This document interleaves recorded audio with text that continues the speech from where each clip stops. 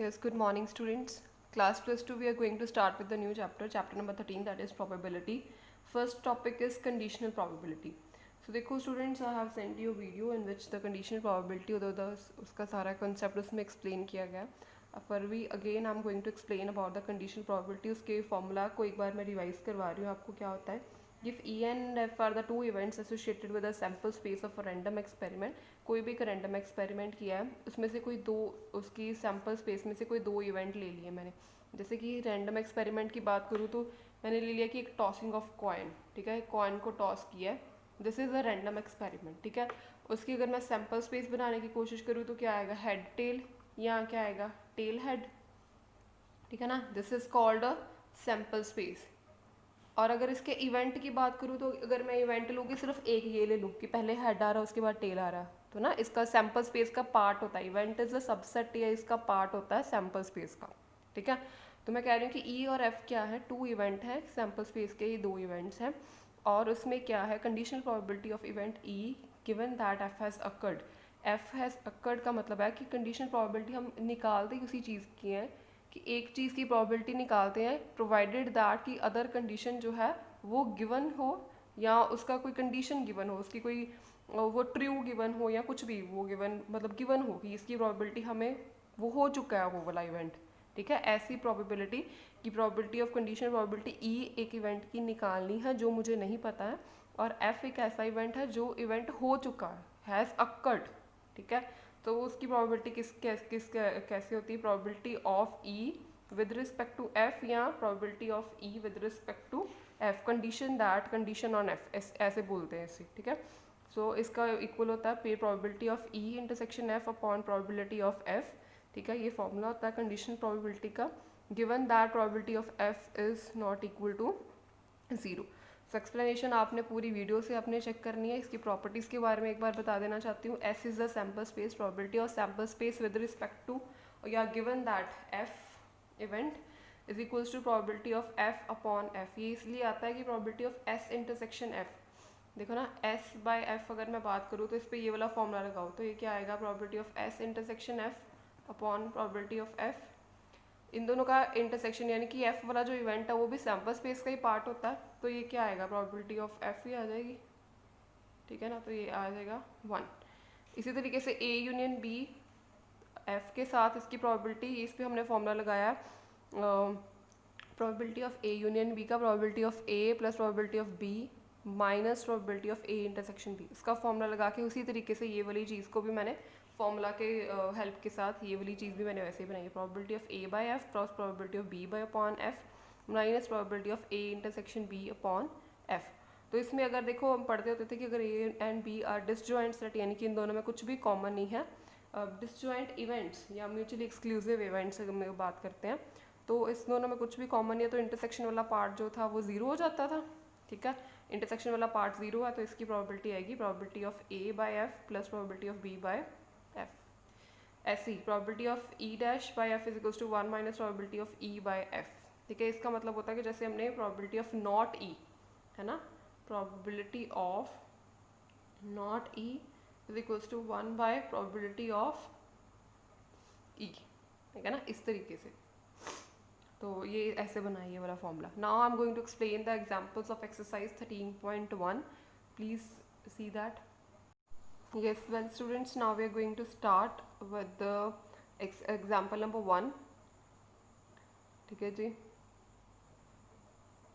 Example number 1 start करने लगे. देखो, if the probability of A is given as 7/13 है ना, and if the probability of B is given as 9/13, okay, and probability of A intersection B is equals to 4/13. Find, evaluate करना है probability of A by B, यानी कि A given that B has occurred. A by B का मतलब होता है कि B वाला जो इवेंट है वो हो चुका है, ठीक है. तो देखो ये सारी चीज़ें गिवन, आपको पता है कि probability of A by B का क्या फॉर्मूला होगा, probability of A intersection B upon probability of B. सब कुछ सारी वैल्यूज़ गिवन है आपको. इंटरसेक्शन वाला पार्ट ये गिवन है, प्रोबेबिलिटी ऑफ बी ये गिवन है. डायरेक्टली आप लिखोगे और डिवाइड करोगे और आंसर, ठीक है. ये तो बड़ा सिंपल सा था, ठीक है. तो नेक्स्ट देखो, our family has 2 children. What is the probability that both the children are boys given that at least one of them is a boy? एक फैमिली में कहते हैं कि दो बच्चे हैं, दो चिल्ड्रंस हैं, ठीक है. तो आप बच्चे देखो, प्रोबेबिलिटी वाले क्वेश्चन को करने के लिए हमें थोड़ा सा लॉजिक यूज़ करना पड़ता है, ठीक है, लॉजिक यूज़ करना है और थोड़ा सा समझ के करना पड़ता है लॉजिक के साथ, ठीक है। तो मतलब अपने माइंड में जो चीज़ लिखी होती है उसको अज्यूम करो, फील करके करना पड़ता है। जैसे एक फैमिली में उन्होंने कहा कि 2 चिल्ड्रन मतलब 2 चिल्ड्रन, आप अज्यूम करो, ठीक है। What is the probability that the both the children are boys given that at least one of them is a boy. पहले तो जैसे अगर मैंने कहा कि अगर फैमिली के 2 बच्चे हैं तो 2 बच्चे क्या क्या हो सकते हैं, आप बताइए क्या क्या पॉसिबिलिटी हो सकती है। या तो हो सकती है कि दोनों बच्चे बॉयज़ हैं, दोनों बॉयज़ हैं, या एक हो सकता है एक बॉय है एक गर्ल है, ठीक है। पॉसिबिलिटी हम लिख रहे हैं, इसका मतलब मैं सैम्पल स्पेस लिख रही हूँ ये, ठीक है। मतलब कि पहले बॉय है फिर गर्ल है, या ये हो सकता है कि पहले गर्ल है या फिर बॉय है उसके बाद बॉय है ना। ऐसे ही होता है कि बार पहला, जैसे आपका ब्रदर सिस्टर, एक बड़ा ब्रदर है, जो सिस्टर है वो छोटी है, तो ऐसे हो सकता है कि सिस्टर बड़ी और ब्रदर छोटा है, ठीक है। या फिर हो सकता है कि दोनों ही गर्ल्स हैं, ठीक है ना। इस तरीके ये 4, ये मेरे पास अब क्या आ गया कि ये सैम्पल स्पेस है, ये पॉसिबिलिटीज़ हो सकती हैं, ठीक है। हमने प्रोबेबिलिटी क्या निकालनी है, what is the probability that both the childrens are boys, ठीक है। जो प्रोबेबिलिटी निकालनी होती है वो इवेंट क्या लेते हैं, ई इवेंट, वो इवेंट ले लेते हैं ई। और गिवन दैट वाला जो इवेंट होता है ना, इसका मतलब ये इवेंट हो चुका है, probability given that at least one of them is a boy, ठीक है। गिवन दैट वाला उसको हम वो वाला इवेंट ले लेते हैं एफ वाला इवेंट। तो ये गिवन दैट वाला इवेंट ले लेंगे, let this event is F, और ये both the children are boys वाला इवेंट ये क्या हो गया, ई इवेंट, ठीक है। अब ये यहाँ पे ऐसे ही लिखा हो आप देख सकते हैं, ठीक है। उन्होंने कहा कि let B stand for the boy and G stand for the girl, the sample space of the experiment, यही बनाई है अभी मैंने सैम्पल स्पेस आपके सामने, ठीक है। E and F denote the following event. E मैंने क्या लिया, both the children are boys, जो प्रोबेबिलिटी निकालनी होती है ना, जो उन्होंने कहा कि हाँ जी इसके चीज़ की प्रोबेबिलिटी निकालो, उसको हम क्या ले लेते हैं ई, एंड एफ को क्या ले लेते हैं, at least one of them is a boy, ठीक है। सो ये जो चीज़ गिवन होती है ना, गिवन दैट वाली चीज़ को हम ले लेते हैं एफ, वो प्रोबेबिलिटी एफ। उसके बाद हमें क्या निकालनी है, ई बाय एफ निकालना है, ठीक है। ई बाय एफ देखो ध्यान से, प्रोबेबिलिटी सबसे पहले ई की बेटा वो बना लेना, हम सैम्पल स्पेस तो बना ले, ये तो अभी लिखा ही है, ये तो इवेंट ही लिखा अभी तो, ठीक है। Both the children are boys, तो ई में क्या क्या आ जाएंगे, बी और बी, ये वाला सेट आ जाएगा, ठीक है।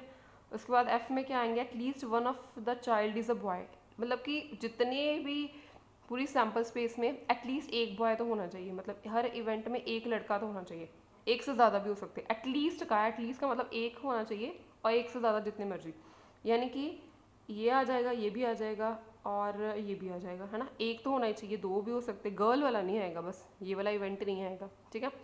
तो ये इवेंट ई में ये वाली आ गई, इवेंट एफ में ये वाले इसके एलिमेंट्स आ गए, ठीक है। इन दोनों का इंटरसेक्शन, क्योंकि इंटरसेक्शन इसलिए निकाल रहे हैं, probability of E upon F का फॉर्मूला होता है probability of E intersection F upon probability of F, ठीक है। तो ई इंटरसेक्शन एफ में कौन से आएंगे, ये वाला आ जाएगा अकेला, ठीक है। अब इसकी ये देखो बेटा, अभी सिर्फ ये आप सेट की फॉर्म में अभी बात कर रहे हैं, अभी इसकी प्रोबेबिलिटी नहीं निकाली है, ई एफ और ई इंटरसेक्शन एफ ही निकाला मैंने, अभी मैंने प्रोबेबिलिटी नहीं ली है। तो देखो प्रोबेबिलिटी ऑफ ई और प्रोबेबिलिटी ऑफ एफ और probability of E intersection F की बात करेंगे तो ये कैसे लिखा है, 3/4 एंड 1/4, ठीक है।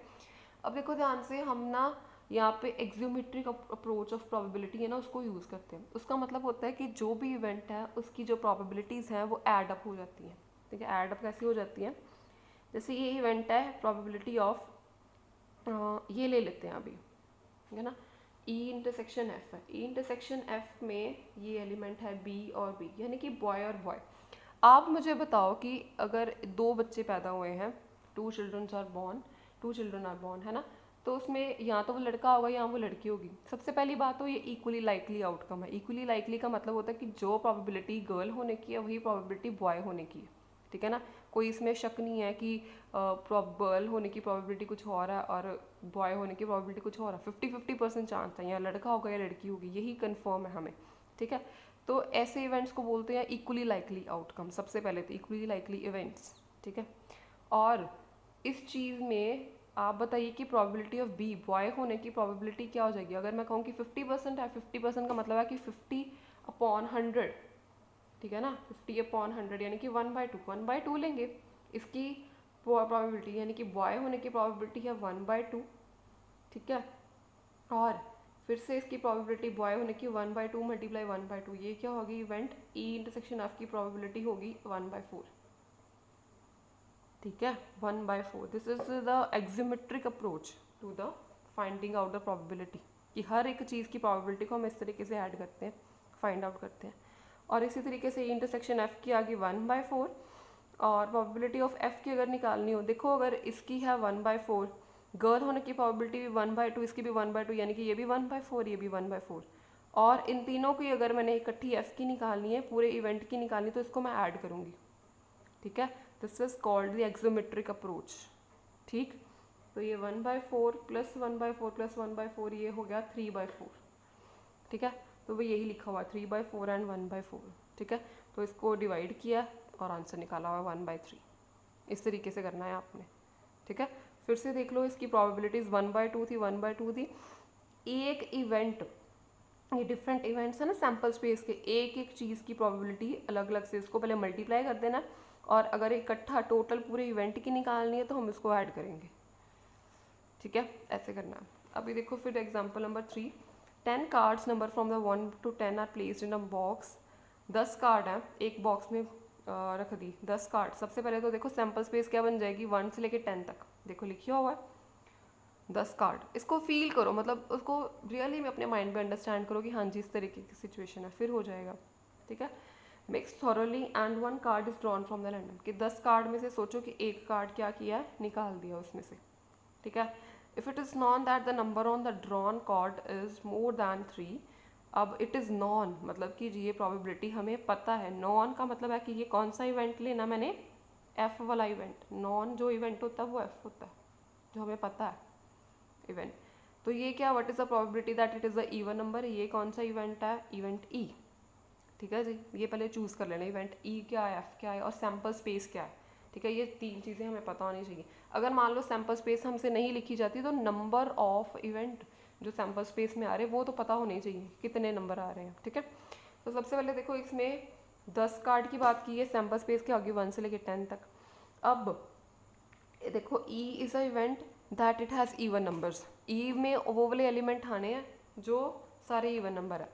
तो देख लो, यानी कि अगर ई, अच्छा इसमें इन्होंने ए और एफ की बात, ए और बी की, चलो ए और बी ले लो, इसको ए ले लो, इसको बी ले लो, उनकी मर्जी है, ठीक है। आप ई और एफ भी ले सकते हो। ए में वो वाले एलिमेंट आने हैं जो क्या है, इवन नंबर्स हैं। एफ में कौन से आने हैं, that card drawn is more than 3, मतलब 3 से ज़्यादा वाले एलिमेंट्स जो हैं वो एफ बी में डाल दो, ठीक है। 3 से ज़्यादा वाले मतलब 3 नहीं डालना, 3 से ज़्यादा, 4 से लेकर 10 तक ये इवेंट्स बन गए ए और बी, ठीक है।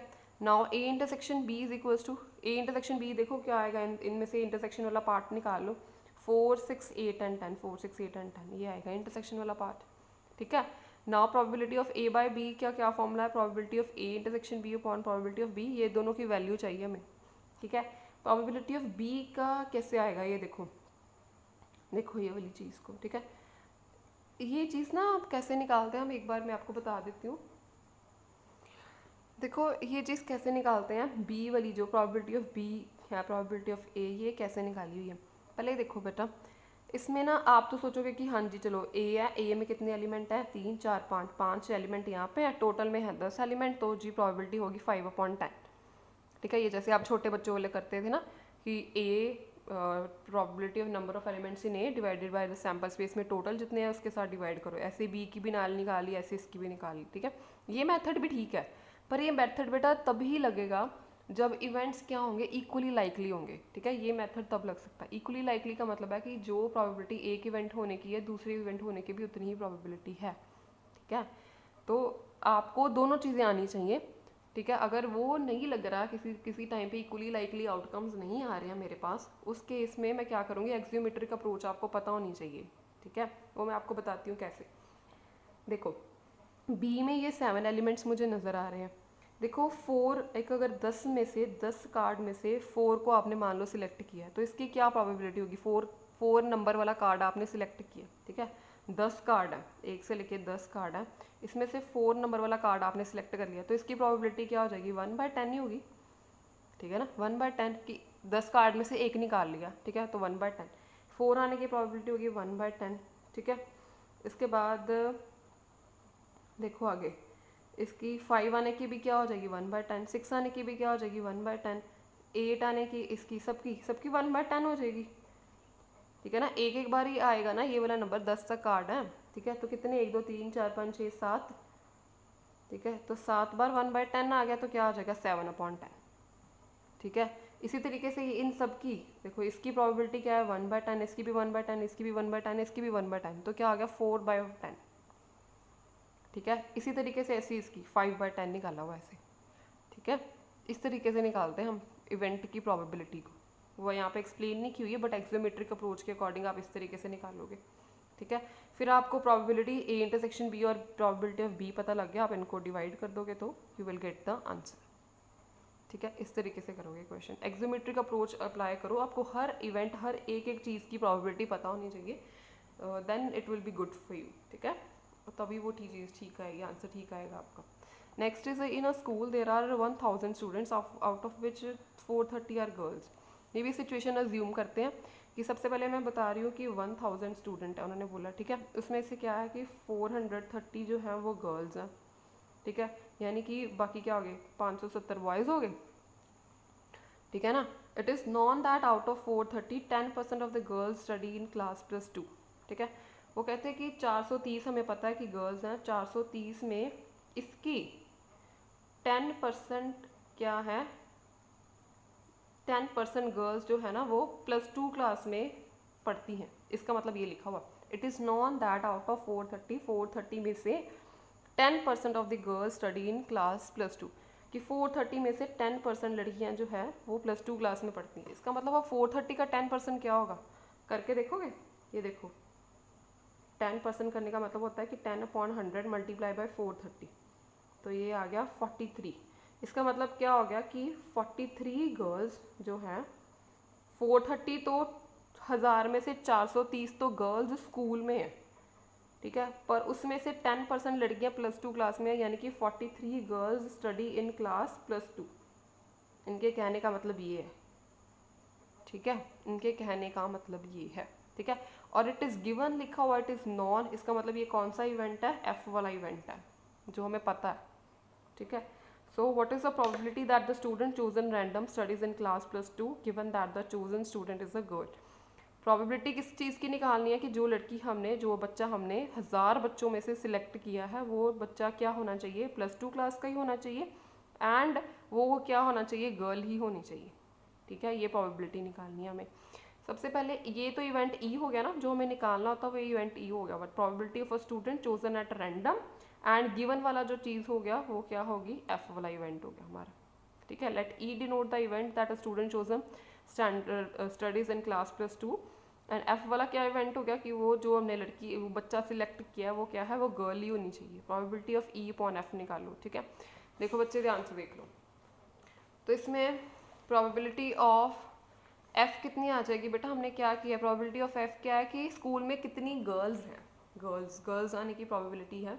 ठीक है, वो हमने क्या कि 430 गर्ल्स है 1000 में से, तो 430 upon 1000 that is equal to 0.43। ठीक है, अब ई इंटरसेक्शन एफ निकालना है बेटा। ई इंटरसेक्शन एफ का मतलब है, यहाँ से देख लेते हैं एक बार, आप समझ लो intersection F. E intersection F क्या है, ई वाला इवेंट है कि बच्चा जो है, जो स्टूडेंट सिलेक्ट करना है वो क्लास +2 का होना चाहिए। एफ वाला इवेंट है कि जो बच्चा सिलेक्ट करना है randomly chosen is a girl, कि वो गर्ल भी होनी चाहिए। ठीक है ना, ये ई है और ये एफ है। अब तो बताओ कि ई इंटरसेक्शन एफ का मतलब है कि कॉमन पार्ट का मतलब है कि वो लड़की, वो जो बच्चा हमने सिलेक्ट करना है वो +2 का भी होना चाहिए, वो होना भी गर्ल ही चाहिए।